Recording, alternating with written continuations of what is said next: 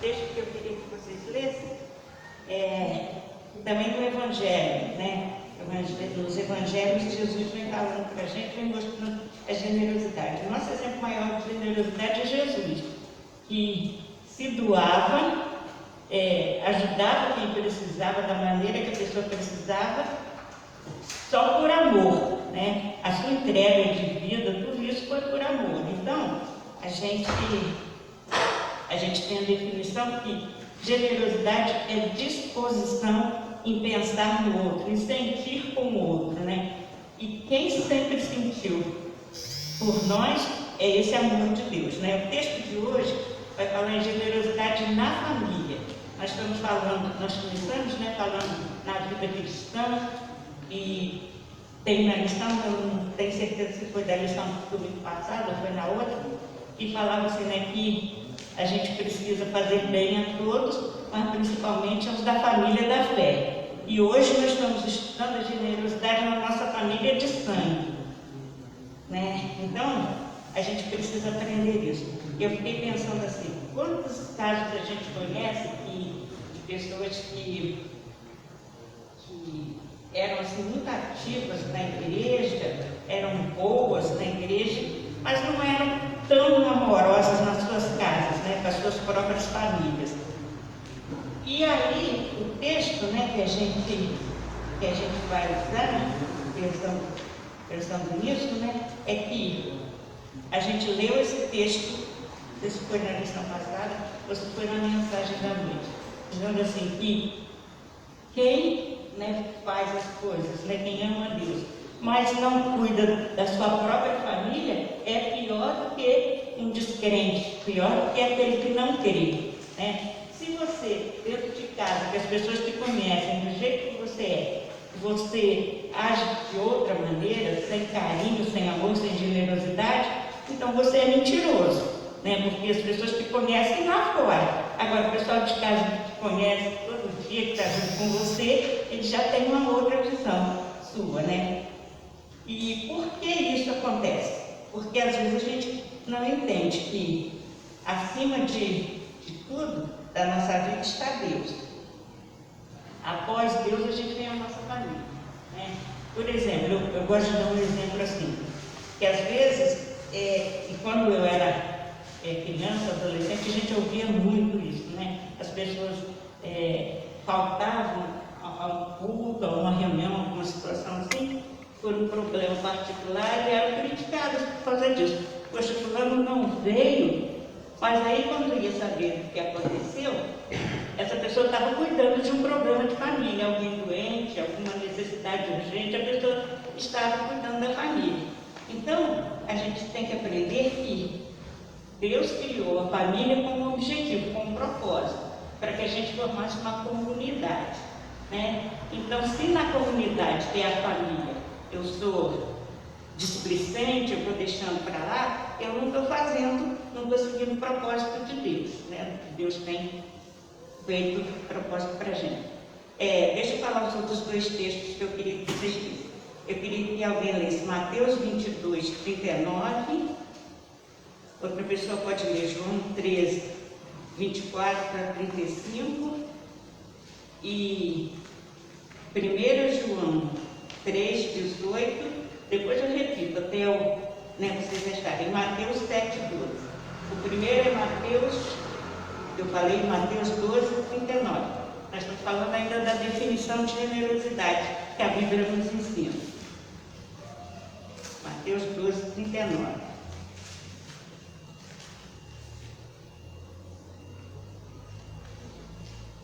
Quem achou pode ler. Mas ele lhes respondeu: uma geração má e ardida pede milagre, mas nenhum milagre lhe será dado, senão o profeta não. Uma geração que não conhece a Deus, né? Que não serve a isso. O texto de João 13, 34 a 35. Um novo mandamento vos dou: amem-se uns aos outros como eu os amei. Vocês devem amar uns aos outros. Com isso, todos saberão que vocês são meus discípulos, se vocês se amarem Porque Jesus está dizendo assim, como eu fiz, né? Se vocês fizerem, as pessoas vão descobrir por que você faz isso, qual a razão de você agir dessa maneira. É porque eu mandei fazer, né? E o nosso principal relacionamento com Deus, com os ensinamentos de Jesus, é a obediência, né? O outro é João 3,18. 1 João 3,18. Primeira carta de João.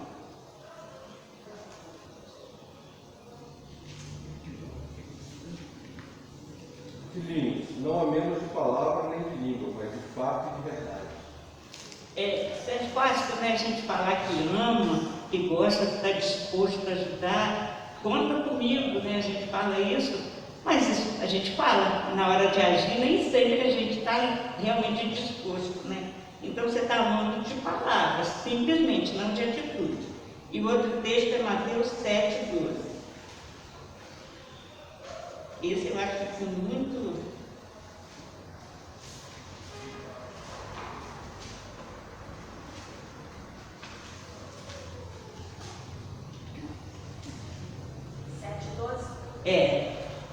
Portanto, tudo que quereis que os homens vos façam, fazei também a eles, porque esta é a lei dos profetas e os profetas.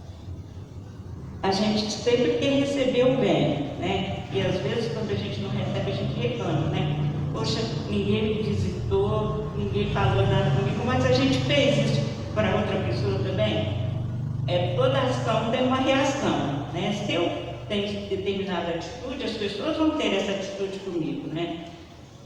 Ninguém lembrou de mim, mas eu às vezes nem lembro também das pessoas, né? Das necessidades. Então a nossa lição, essa introdução toda foi só para a gente definir generosidade. No dicionário diz que é a disposição de sentir com outra pessoa, né? E a Bíblia nos ensina atitudes. Quais são as suas atitudes? Se você quiser ser generoso, quiser mostrar que você é filho de Deus, que você tem um Deus que te deu o exemplo de generosidade. Aí a nossa lição hoje, com o tema generosidade na família, nosso texto base é 1 Timóteo 5,8. Acredito que os irmãos já devem ter lido, né? Perdido a lição também. Então vai ser mais fácil a gente conversar sobre isso. Alguém pode ler para nós? 1 Timóteo 5,8. Mas se alguém não cuida de todos, especialmente dos da sua família, tem negado a fé. E é pior que um incrédulo. Foi o texto que eu tinha comentado, né? Essa é a base da nossa lição hoje. A nossa lição começa dizendo, o autor começa dizendo assim, não existe família perfeita, né? A gente tem um costume. Eu posso falar mal da minha família, mas se alguém falar, eu não vou gostar, né? Eu posso ver algumas coisas erradas e tal, e eu vou desculpar a minha família. Mas se for outra pessoa, eu não vou gostar, né? Então, não existe família perfeita. Sempre vai ter algum problema. Eu já ouvi algumas vezes, né, nessa minha vida, desde criança, vivendo num ambiente cristão, num ambiente de igreja, eu já ouvi algumas vezes as pessoas falarem assim, fulano, né, ou família tal, é perfeito, o casal é perfeito, é tudo certinho, mas a gente não está 24 horas na vida dessa pessoa, né? E eu ouvi na televisão esses dias um comentário dizendo o seguinte, um casal que não briga não fica casado, porque eles não expõem as diferenças, né? Aquilo que um gosta, que não gosta, aí eles não estão vivendo uma farsa de casamento. Então, é necessário que a gente viva totalmente na família, né? Do jeito que a gente que a gente aprendeu, que a gente quer viver, né? E a nossa lição começa falando para nós sobre o primeiro casal. A gente conhece a história da criação, conhece a história, Deus criou Adão, perfeito, e criou a Eva, também perfeita, para ser sua companheira. Mas eles erram num ponto tudo que eles tinham lá. Deus dá o melhor para eles, né? E eles erram no ponto-chave. Qual é a questão do erro dessa primeira família, desse primeiro casal? Desobediência. Exatamente. Deus tinha falado assim, para não comer. Então, e Deus, quando cria Adão, ele diz assim, que ele iria tomar conta, né? Ia ser um mordomo, se a gente pode usar no sentido certo da palavra, de tudo aquilo que Deus tinha feito. Você vai tomar conta disso, vai cuidar disso. E uma das coisas também era cuidar da companheira que Deus deu para ele. Cuidar dela, proteger, né, de perigos que naquele lugar lá não havia, mas ele tinha que estar com ela, sabendo se ela estava realmente entendendo qual era o plano de Deus para a vida deles, e Adão erra nisso. Então, nesse momento, eles já começam com dificuldade no seu relacionamento, né? Não foi toda sinceridade. E quando eles comem o fruto proibido e que eles descobrem qual a condição deles, Deus, né, vem conversar com Adão, como a Bíblia diz que toda tarde Deus vinha conversar com Adão, né, com o homem e com a mulher. Mas ele diz para Adão era quem ouvia de Deus para passar para sua esposa, que era ela. Adão vai lá e tira sua culpa da história, né? A Eva desobedeceu, foi enganada, comeu o fruto que não devia e ofereceu para Adão. Adão, como já tinha esse relacionamento com Deus, era para ele ter dito não vou comer, porque Deus falou para não comer.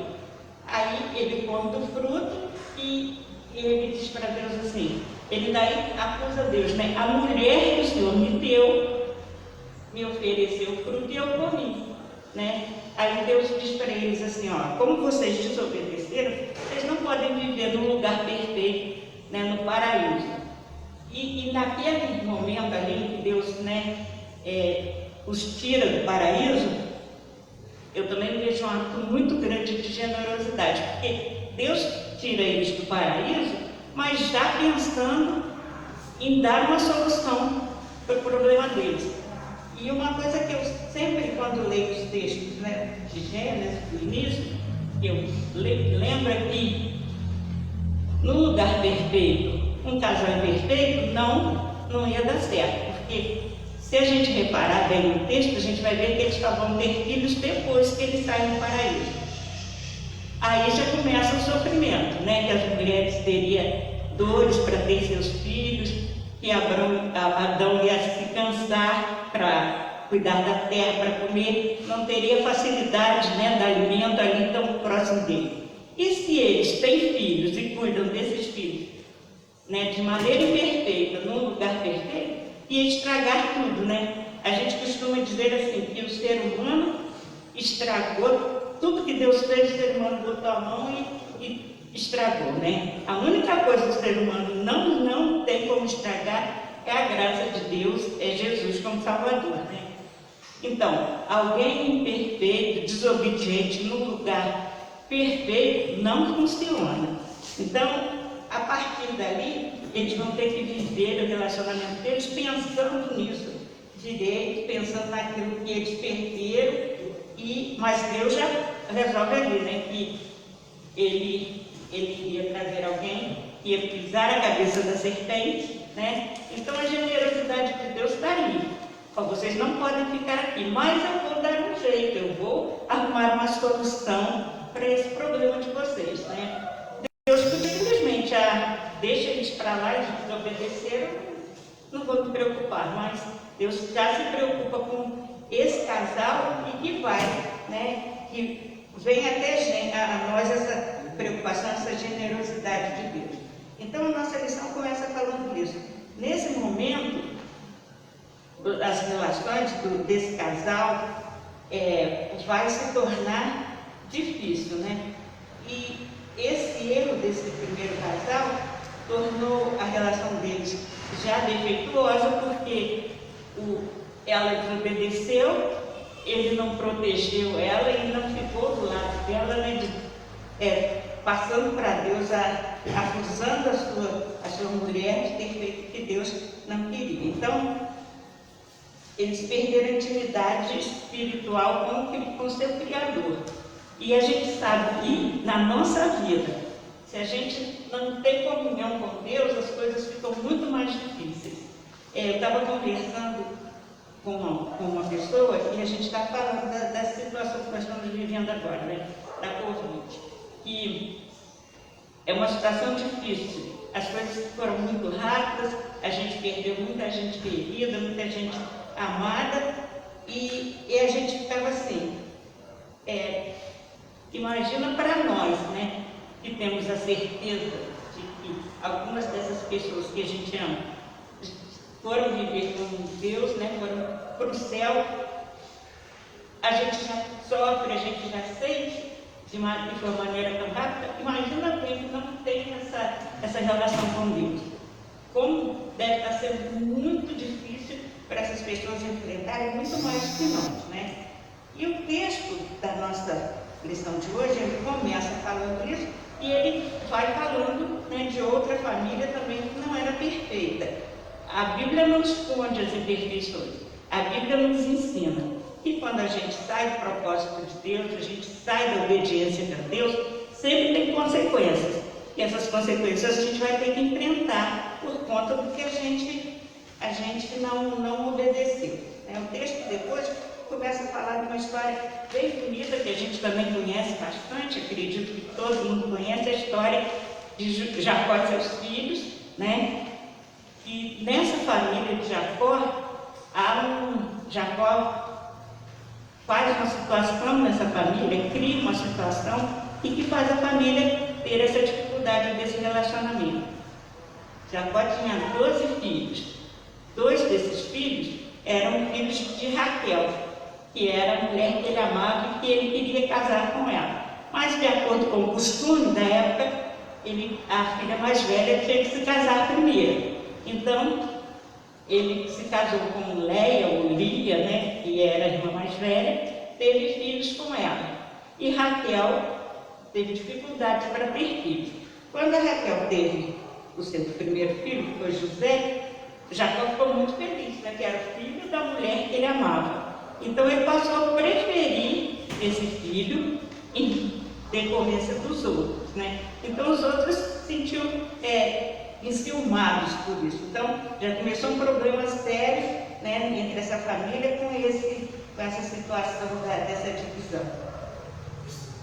A partir daí os irmãos, né, a cabeça já não estava boa, o coração já não estava bem, já não sabiam cuidar dos seus sentimentos. Esse ciúme cresce de tal maneira a ponto de eles pensarem, vamos despachar nosso irmão, né? Se ele não estiver aqui, nosso pai vai esquecer dele e vai passar a gostar da gente. Aí eles aproveitam e vendem seu irmão, que era José, vendem para o Egito como escravo, né? Quanta maldade no coração desses rapazes, né? Mas isso é causado pelo ciúme, e ciúme é um sentimento que a gente tem que saber lidar, porque quando ele ultrapassa, né, quando ele passa do limite, ele atrapalha tudo, né? Então, eles vendem José, mas mesmo ele sendo vendido, passando por toda a dificuldade que ele passou, eu fiz uma anotação aqui sobre José que eu queria falar. O José é vendido, então José deveria ter mais ou menos nessa idade que ele é vendido, 17 anos. E José vai para o Egito e lá é maltratado, é preso, se torna escravo, é esquecido na prisão, mas mesmo nisso tudo tinha um plano de Deus para a vida do José. E quando acontece fome, né, na terra de Jacó e seus filhos, eles vão comprar mantimentos lá no Egito. E quando eles chegam lá, o José já estava num cargo, né, de confiança, se tornou governador do Egito. Um rapaz de 17 anos, e foi levado como escravo, mas rapaz obediente a Deus, ao que Deus tinha para ele cresce como pessoa, cresce profissionalmente, né? E ele acaba se tornando governador do Egito. Quando ele é governador do Egito, José está com 30 anos. E olha o tempo que esse propósito de Deus foi acontecer. E Deus sabe qual é o tempo que Ele usa para realizar em nós o seu propósito. Mesmo na confusão que houve, né, com os irmãos de José e tudo, José recebe eles não conhecem mais José, eles lembram do menino de 17 anos que eles venderam. Eles nunca podiam imaginar que aquele menino de 17 anos, vendido como escravo, era agora esse homem de 30 anos que comandava, né, o país mais forte da época, né? Então os irmãos não sabem quem é José, mas José reconhece seus irmãos, né? E ele abre seu coração para que ele possa ajudar essas famílias. Então o ressentimento que José poderia ter tido, ele não tem, porque José se torna uma pessoa realizada, obedecendo o que Deus tem, entendendo o propósito de Deus para a vida dele, e ele se torna uma pessoa realizada. Então, se ele está realizado, ele não precisa maltratar ninguém para subir, né? A gente conhece situações que as pessoas pisam no pescoço do outro para poder subir de nível, subir de cargo, ter dinheiro, né? José não precisa disso. Então, ele pode ajudar os irmãos, pode demonstrar o seu amor para esses irmãos, né? E ele não ficou sofrendo os problemas, né, com derrota, ele entendeu isso como oportunidade. A gente conhece hoje em dia pessoas, né, que sofreram problemas na sua infância, na adolescência, e essas pessoas carregam a vida inteira, né, não cuidam dos seus sentimentos, carregam a vida inteira, e depois de muitos anos, essa pessoa entra numa depressão por situação que aconteceu lá na infância dela. Se não houver um tratamento, com cuidado, isso nunca vai acabar, né? Porque o sentimento tem que ser cuidado também.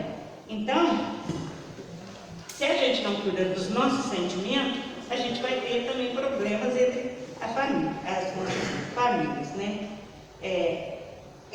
Isso de José seria uma oportunidade de mudança. Ele saiu da situação mais forte e é um exemplo para nós, né? Que enfrentamos, todo dia a gente enfrenta crise na família, enfrenta crise conjugal, enfermidade, desemprego, vícios na nossa família, a gente tem esses problemas, todo dia acontece. Mas não desista, né? Mesmo que na sua família tenha um problema sério que você acha que não tem jeito, não tem situação, lembre-se que Deus pode todas as coisas. E durante essa lição que eu estava estudando, vinha na minha mente toda hora: posso todas as coisas naquele que me fortalece. Quem me fortalece é Deus. A força não é nossa, a força é dele. Então não desista de viver bem com sua família, de praticar a generosidade na sua família, né? Tanto financeiramente quanto sentimentalmente, aquilo que a sua família precisa. Pense, lembre de se doar, né? E José agradece a Deus porque, apesar de tudo que aconteceu com os irmãos dele, ele consegue ajudar, e daí ele vai ajudar o povo, né? O povo de Deus. E o autor, se vocês leram a lição, o autor conta a história de uma jovem mostrando um diploma, né? Exibindo um diploma, ao lado do pai dela, que era um carroceiro, catador de recicláveis em Belo Horizonte. E o autor disse que ficou emocionado porque ele percebeu como era grande o orgulho daquela jovem em relação a esse pai, e fez tudo o que podia para que essa jovem chegasse onde estava, né? Mas tem gente que, quando muda um pouquinho de vida, tenta esconder a sua origem, se afasta dos seus de origem pobre. Uma coisa também que me chamou a atenção nesses dias, né, de Olimpíada foi o rapaz do surf. o que ganhou medalha de ouro, Tiago Ferreira, ele, quando o repórter falou, a gente está relembrando tudo que você passou para chegar aqui, ele chorou muito, mas desde o início, os repórteres iam mostrando a família dele, de onde ele veio, ele começou a surfar com uma prancha de isopor, né, que a família dele conseguiu para ele. Depois, para ele se especializar, o pai trabalhou, a mãe também, para conseguir R$ 130 para que ele pudesse participar de outras competições, para que ele pudesse se especializar nisso. E é o rapaz que chega a ganhar a primeira medalha de ouro para o Brasil, né? num esporte novo que está começando também nas Olimpíadas, não tinha, mas a dedicação dele, né, faz isso. E ele agradecer a sua família, porque a sua família sempre esteve do lado dele, e os repórteres falavam muito na mãe dele, né? Eu esqueci o nome dela, que ela devia estar muito feliz com ele também, e ele não precisando esconder, né, que veio de uma família humilde, de uma família sem posses, para ele chegar num esporte que é considerado um esporte de pessoas mais abastadas, né? Então eu fiquei pensando nisso. Às vezes, né, a gente tem alguém na nossa família, ou a gente ligam a gente a determinadas pessoas de nossa família, e a gente não quer ser ligado a essas pessoas. Mas se a gente pensar que mesmo que essa pessoa não seja uma pessoa tão correta, tão bem sucedida, tem um pouco dessa pessoa em nós. Eu lembro que uma vez desculpa eu estar contando algumas coisas minhas, mas eu estou repartindo com os irmãos, né, o que eu aprendi nessa lição. Nós estávamos viajando, os jovens do estado do Rio estavam viajando para um congresso em Curitiba, e a gente foi numa caravana. Eu, na época, eu estava morando lá em Nova, na casa do meu irmão. E eu fui com um grupo da igreja de lá. Mas como a caravana era do estado do Rio, foram se juntando jovens de outras cidades. E num desses grupos de jovens que foi junto, haviam alguns parentes meus, né? A gente não tinha tanta intimidade, mas era parente, né? A gente sabia disso. Aí, em determinado momento, alguém perguntou assim para uma determinada moça: a Denise é sua prima? Aí ela respondeu assim: não é minha prima não, ela é prima da minha mãe, mas não tem nada a ver comigo. E eu fiquei pensando, realmente não tenho nada a ver com ela, né? Porque esse tipo de relacionamento não vai ser bom para mim. Então deixa eu ficar aqui com o meu grupo, eu vim e resolver essa situação. Quer dizer, para ela não era nada, ela não era importante, ela não ia querer se aproximar. Mas eu lembro, estou falando mal dos outros não, tá, gente? Só estou vendo situações que eu vivo e eu sei que vocês vivem também. Mas eu lembro que essa mesma pessoa e essa mesma família, eles gostavam muito de contar para as outras pessoas que eles eram primos do meu irmão mais velho, que é o pastor Emael, que faleceu em 2018. Eles gostavam de falar que eles eram parentes dele, eram primos dele. Mas se eles são primos dele, são meus primos, né? Mas eu não era importante. Ele já era conhecido, e no meio batista, meu irmão já era conhecido. Então aí era bom dizer que eles eram parentes dele, mas a mim eles não queriam muito saber, não. E isso para mim ficou uma lição, eu aprendi uma lição. De lembrar, eu me tornei quem eu sou por causa de quem? Quem é que me foi exemplo de vida? Quem é que me ensinou as coisas de Deus, que me ensinou a viver, que me ensinou a saber amar e ser generoso com as outras pessoas, né? Então, pensar nessa questão de ser humilde. Às vezes a gente confunde humildade com pobreza, né? Fulano é tão humilde porque ele é pobre, ele não tem recursos financeiros. Mas às vezes a pessoa é pobre financeiramente, mas é muito orgulhosa de coração. E a gente conhece pessoas mais abastadas, que têm melhor condição, que são humildes no tratamento, na ajuda aos outros, na sua generosidade. Então essa é uma confusão que sempre se fez, mas não.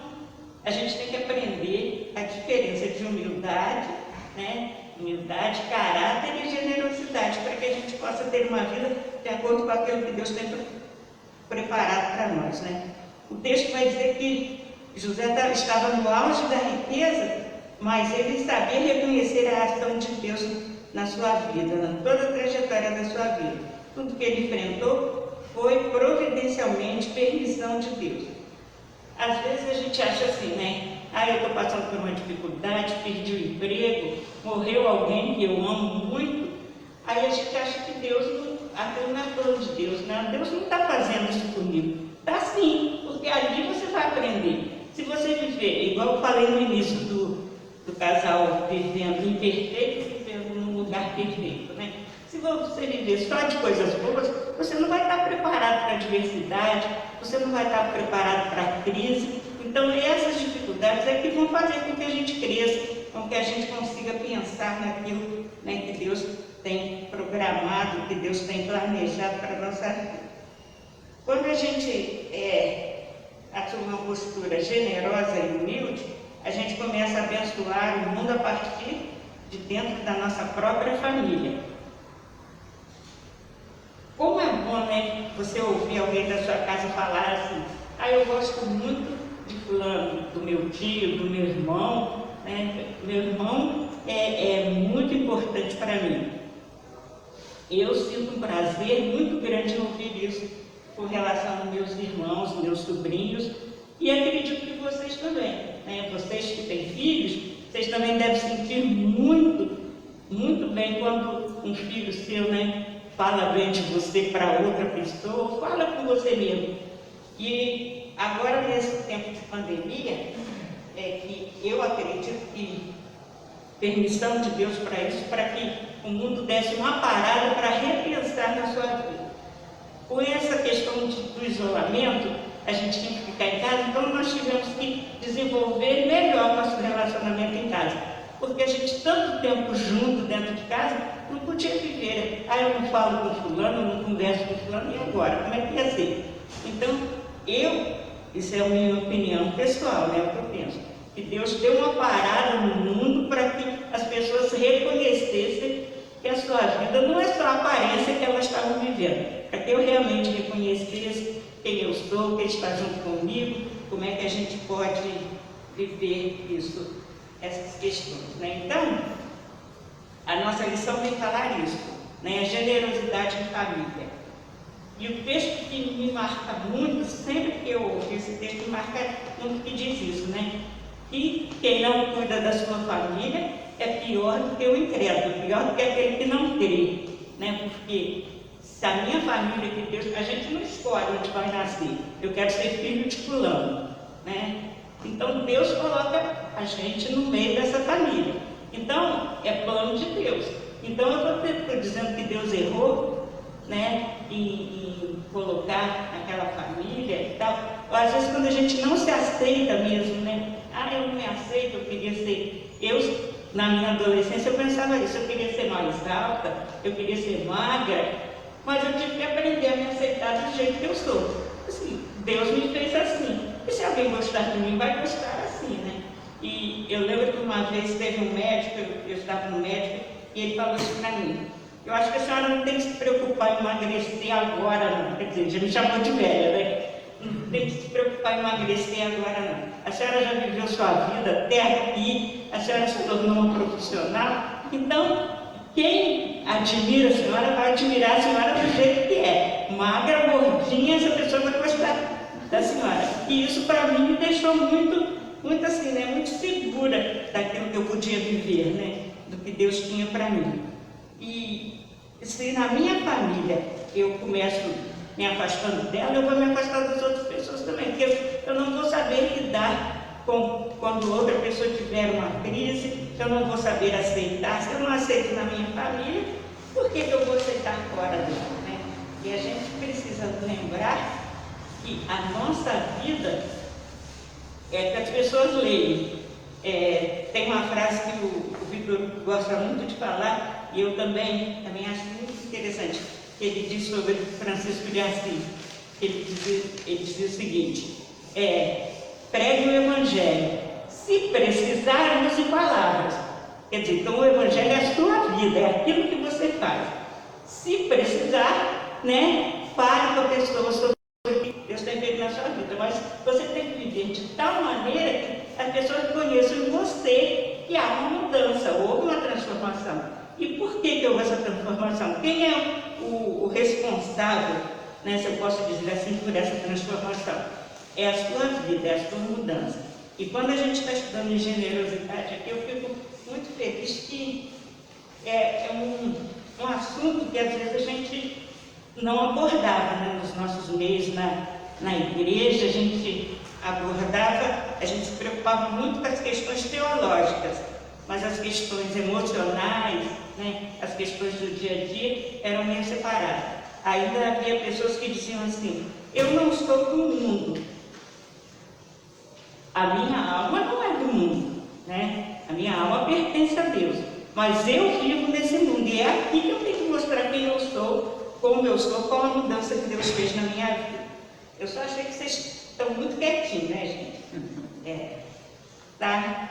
Aí eu estava lendo um livro, eu até vou dar uma parte do texto para vocês, e no final o autor termina o texto falando, é um livro que são alguns médicos cristãos fazendo aconselhamento de família. E uma das frases que ele termina o livro, ele diz assim, ele faz uma oração: Deus, usa-me onde as pessoas necessitem da Tua palavra, mesmo que esteja dentro da minha própria casa. A gente quer ir para longe, a gente quer ser missionário. Eu vou para a África, eu vou para a Índia, mas lá dentro da minha casa tem alguém que está precisando, né, ver a transformação que o Senhor faz. Às vezes não é só falando, né, usando a minha vida, o meu carinho, a minha atenção com essas pessoas. Aí eu, lendo esse livro, eu achei muito pertinente os conselhos que esse médico traz para as pessoas. Então eu estou passando para vocês algumas sugestões que ele dá para uma vida implementar. Obrigada. Deixa eu ver. Achei muito pertinente a esse nosso momento. De vez em quando a gente precisa ser lembrado de algumas coisas que a gente já sabe, né? Mas a gente fala assim: isso eu já sei, mas de vez em quando a gente esquece. Eu vou esperar ele para terminar, porque esse início aqui eu gosto muito disso que o autor escreve no início do livro.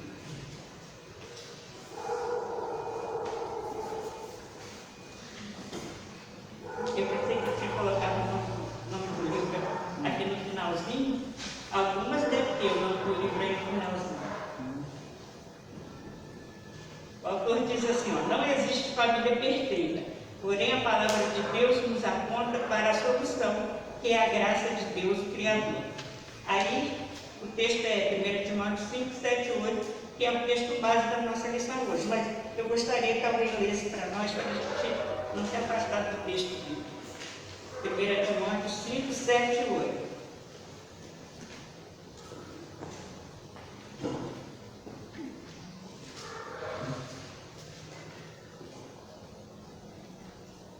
Prescreve, pois, essas coisas para que sejam repreensíveis. Ora, se alguém não tem cuidado dos seus, e especialmente dos da própria casa, tem negado a fé e é pior do que o descrente.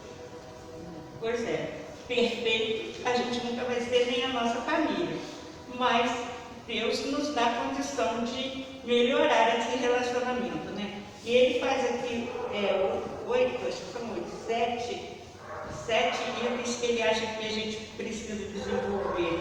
Ele diz: por isso é necessário agirmos com generosidade e um coração puro para com as situações difíceis e crises na família. Pratique atitudes humildes e generosas, atitudes saudáveis que fortalecem os laços afetivos e refletem a generosidade em família. Ele lista algumas atitudes. A primeira é simpatia, colocar-se no lugar do outro e acolher o seu sofrimento sem julgamento. Quer dizer, a gente diz: mas fulano, poxa, só isso que aconteceu e ele desabou, né? Mas a gente sabe se essa pessoa estava preparada, como a gente estava nessa situação, ou se como a gente agiria nessa situação. Depois ele diz que é preciso ter apoio. Ofereça apoio aos familiares, seja gentil, escute o que o outro tem a dizer.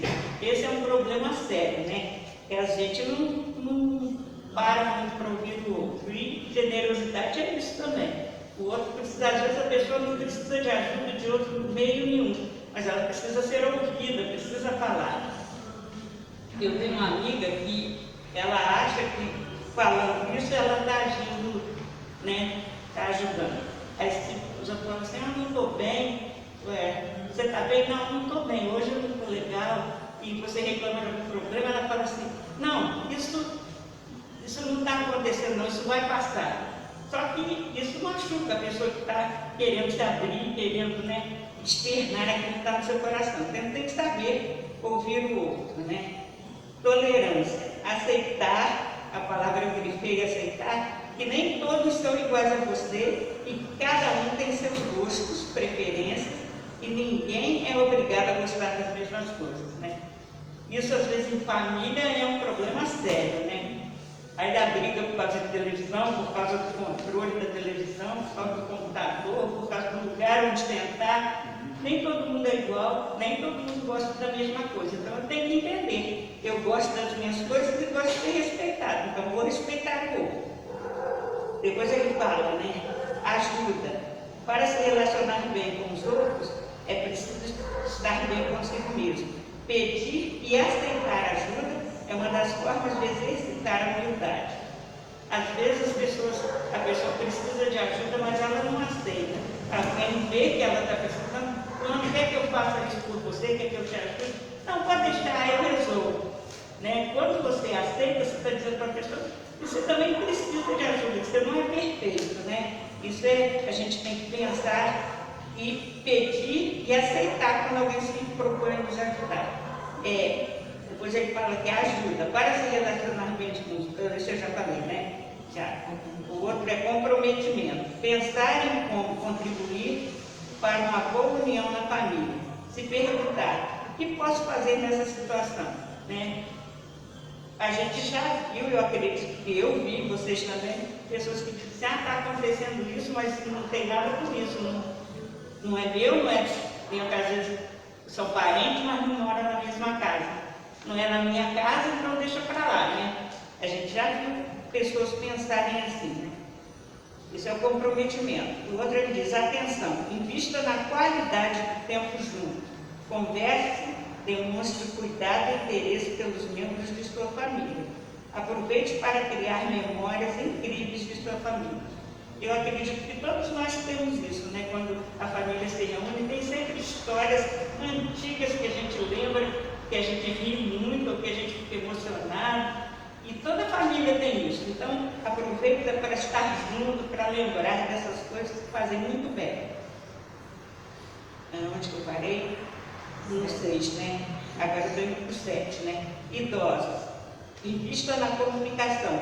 Procure saber como estão. Faça ligações e chamadas de vídeos para que eles possam vê-lo. Esteja ao lado sempre que puder. Dê atenção e realize atividades juntos. Organize álbuns e lembre histórias. Os mais idosos sempre têm uma história para contar e às vezes eles repetem aquela história, né? Já ouvi ela, vovó, você já contou isso. Não, deixa ela contar de novo. Enquanto ela está fazendo isso, está exercitando também a sua mente, a sua memória, né? E são histórias que às vezes a gente gosta de lembrar e gosta de guardar. Na minha família, a gente costuma chamar de museu, quem relembra as histórias antigas, né?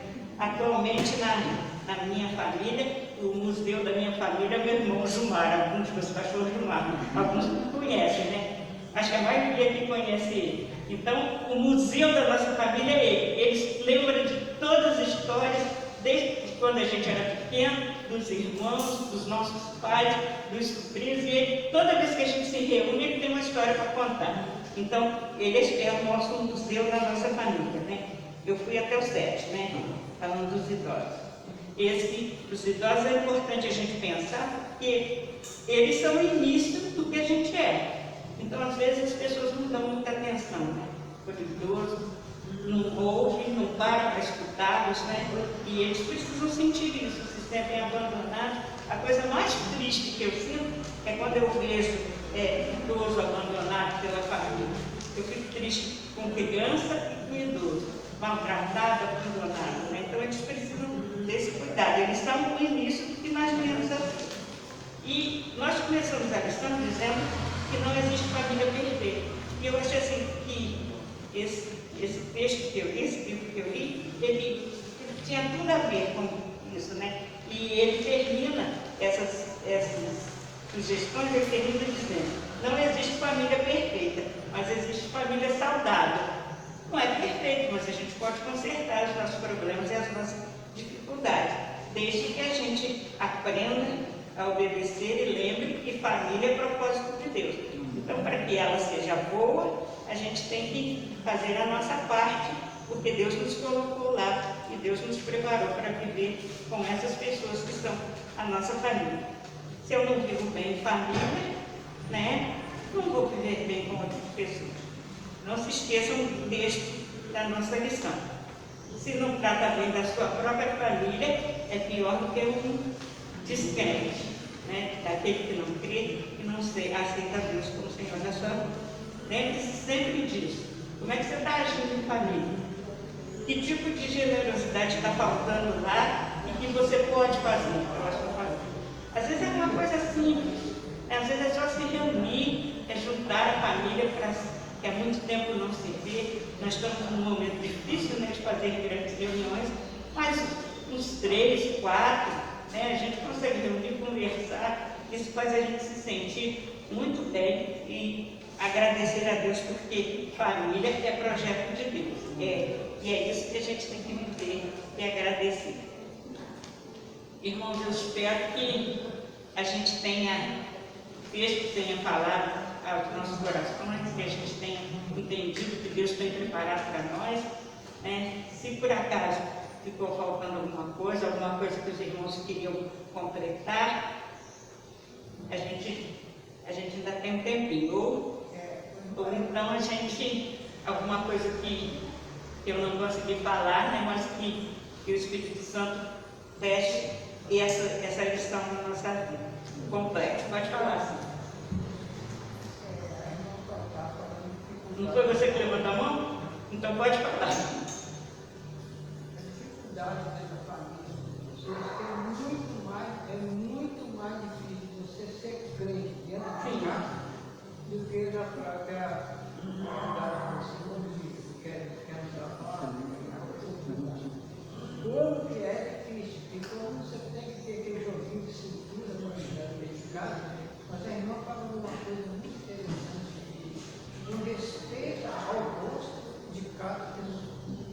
Então, isso talvez a gente aprende com a própria dificuldade. Porque tem pouco de paciência, a gente consegue chegar. Exatamente. Então, é muito difícil lidar assim, por exemplo, eu me caso, aí eu não tenho uma mentalidade que faz tempo que eu vivi com ela, eu tenho uma mania. Só tem o suposto para ficar unido, né? Mas Deus não está. Lidar com coisas. Se tivesse, de muitas das vezes. Como é difícil lidar com essa situação. Então, precisamos de oração e compreensão e paciência para entrar um ou outro para chegar Certeza.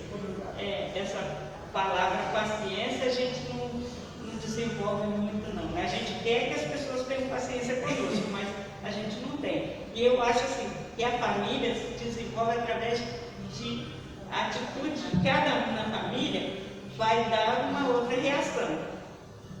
Quem é a base da família? É o casal. Então, se eles, né, são pacientes uns com os outros, se eles se respeitam, se eles sabem ouvir, os filhos vão indo pelo mesmo caminho, vão vendo aquilo e vão aprendendo. Né?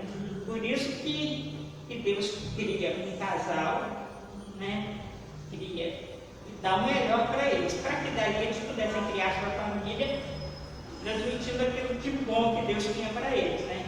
Mas a desobediência vai fazer com que tudo mude. Né? E por isso a gente tem muito problema. família. Eu espero que realmente Deus tenha falado aos nossos corações, como falou comigo enquanto eu estava estudando a lição. O pai matar o filho, matar o pai, Deus sangue. Essa é uma notícia, né? Foi bem chocante na cidade. O filho matou o próprio pai. Muita gente perto da minha experiência, porque perdeu a mãe, perdeu o irmão, perdeu o irmão, e agora o filho esposo matou o pai, e ele contou para você dele para mim. Foi uma notícia bem séria, né? Só ficou um irmão, tem dois irmãos, um irmão e uma irmã dele que mora perto dele, Jesus, sem poder fazer nada, teve que tirar ele para poder ver.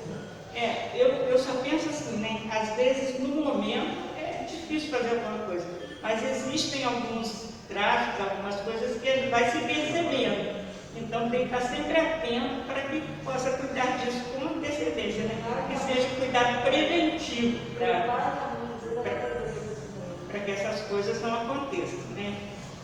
Irmãos, tá? Que Deus complete, que o Espírito Santo enche o coração de vocês para aquilo que a palavra trouxe para nós. Vamos agradecer a Deus por esse momento, vamos encerrar esse momento. Diz, pastor. Pode orar. Vamos agradecer a Deus por esse estudo tão bom e por a gente poder estar junto. Senhor, nós te agradecemos porque o Senhor tem cuidado de nós. O Senhor tem sido fiel na nossa vida, tem nos cuidado, livrado de tantos males, de tantos perigos. Nós te agradecemos principalmente por Jesus, nosso Salvador. Te agradecemos pela tua palavra, que é sempre viva, que é sempre nova em nossa vida. Nós te pedimos que o Senhor esteja confirmando em nossas mentes e corações aquilo que o Senhor tem preparado para nós. E cuida de nós, da nossa família, que nós possamos ser teus servos, missionários dentro da nossa própria casa, da nossa família, e que a gente aprenda que as pessoas só vão te conhecer através da nossa vida, das nossas atitudes. Que a gente realmente comece a mostrar, a lembrar as pessoas que tu és Deus que cura, que transforma e nos protege. Amém. Lembrando do texto que nós falamos nisso, posso todas as coisas em Cristo que nos fortalece. A força é dele e ele cuida de nós. Se nós esquecermos disso, nós não temos certeza de nada na nossa vida. Nós te agradecemos pela nossa igreja, te agradecemos pelos cuidados que a igreja tem conosco e com as outras pessoas que não fazem parte da membresia, mas que as pessoas veem através desse cuidado, do teu amor. Te agradecemos que aqui nós estamos protegidos, Senhor. Colocamos nas suas mãos todas as dificuldades que possam vir na nossa vida e na nossa família. Cuida da nossa igreja, dos membros da igreja, daqueles que estão aqui, daqueles que não puderam estar, mas o Senhor vai estar cuidando do coração deles. Nós te louvamos e agradecemos por este dia, em nome de Jesus. Amém.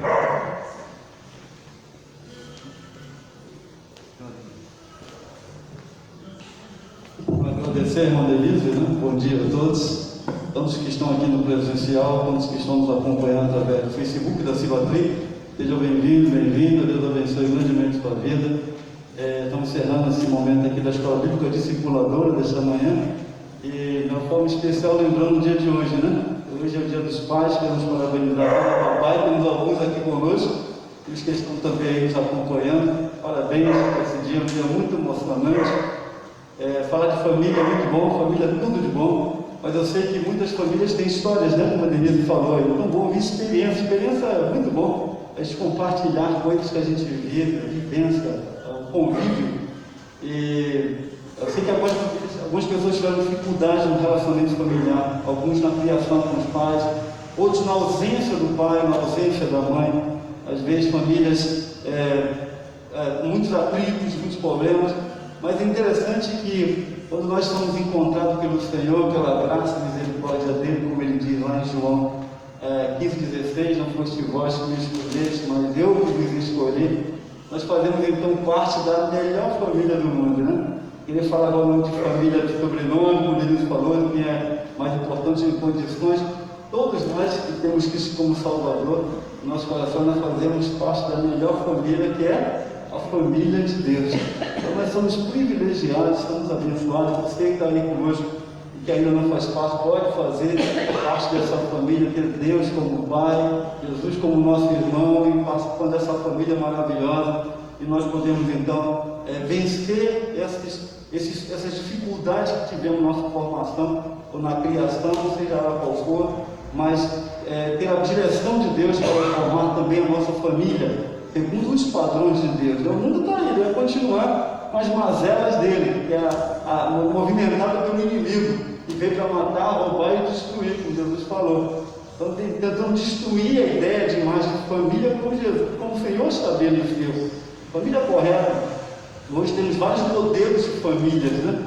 Modelos que se complicam e é contrário à ordem de Deus, à vontade do Senhor, mas que estão aí. Mas nós que temos conhecimento da verdade, a palavra de Deus, devemos permanecer sempre naquilo que Deus ensinou. Nossos filhos devem ser orientados assim, e evidente, quando eles tomarem ciência da verdade, tiverem fazer as suas escolhas, eles possam fazer, mas saibam que eles receberam a direção do seu lar, do temor do Senhor e da verdade do Senhor. Precisamos orar e clamar para termos realmente dias melhores e continuarmos com a liberdade que temos de proclamar a palavra, de anunciar a verdade do Senhor em todas as áreas da vida e não aceitar aquilo que o mundo determina, mas aquilo que Deus tem estabelecido por nós. Deus abençoe a igreja de cada um dos irmãos. Temos papais aqui, avós, tantos que têm sido instrumentos de bênção nas mãos do Senhor. Continue fortalecendo e abençoando a vida de cada um. Vamos cantar um cântico da maneira aqui, nós vamos orar e depois nós vamos ter um momento que os irmãos estão aqui ainda no presencial rapidamente. Do Rei exaltado do céu, eu louvarei, exaltado para sempre, exaltado seu nome, louvarei.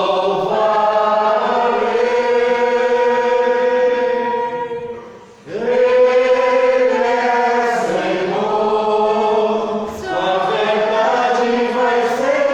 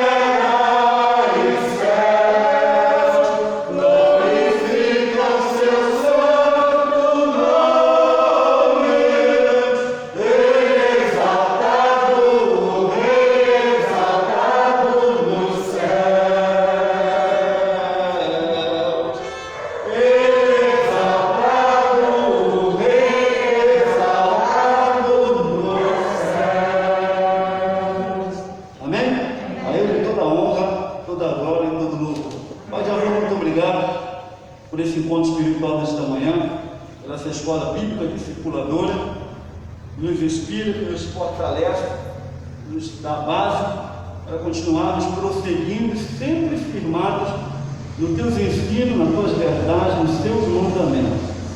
Ó Deus, nós suplicamos o teu perdão, a tua misericórdia sobre nós, suplicamos a tua direção sobre nossas vidas, de uma forma especial nesta manhã, os papais, essa responsabilidade nesse tempo, que está conduzindo a família, às vezes com limitações, com dificuldades, mas no temor da tua verdade, é somente aqueles que têm esse temor a ti. Ó Deus, suplicamos tuas bênçãos de cada família, ó Deus, fortalecendo, abençoando, também ajudando aqueles que têm algumas dificuldades, ou que viveram passados que trouxeram mágoas, tristezas, mas tudo isso possa estar sendo vencido no poder do Espírito Santo do Senhor e pela presença de Deus em suas vidas. Ó Deus, que possa estar abençoando e fortalecendo a cada um. Nós suplicamos as bênçãos da vida daqueles que estão em tratamento, te agradecer por aqueles que estão se recuperando, como Neilson Júnior, a Ana, que já voltou ao trabalho. Te agradecemos, ó Deus, pelo teu milagre, pelos teus livramentos, pelo teu cuidado sobre as nossas vidas. Ó Deus, continua nos fortalecendo e nos orientando, para que nós possamos realmente estarmos como família, trabalhando, aperfeiçoando, ajudando e fazendo a nossa parte que nos cabe fazer na família, para que nossa família possa vencer todos os obstáculos, todas as artimanhas e tentação do maligno e avançar dentro do teu querer e da tua vontade. Que a tua graça, tua misericórdia, as tuas bênçãos sejam sobre a vida de cada pai, cada família, cada servo teu aqui, participantes, que estão nos acompanhando também, e sejam fortalecidos e abençoados por ti. Nós suplicamos e agradecemos o nome precioso de Jesus que vive e que reina para sempre. Amém. Amém. Deus abençoe nesta manhã também a Renata, está lá com alguns adolescentes. No próximo domingo, se você quiser estar conosco, na Escola Bíblica Discipuladora, os adolescentes quiserem estar, pode vir, que eu tenho uma classe específica para eles aqui, tá bom? Vamos estar encerrando então. Pai de amor, abençoa cada um nesta manhã. Graças, misericórdia e paz.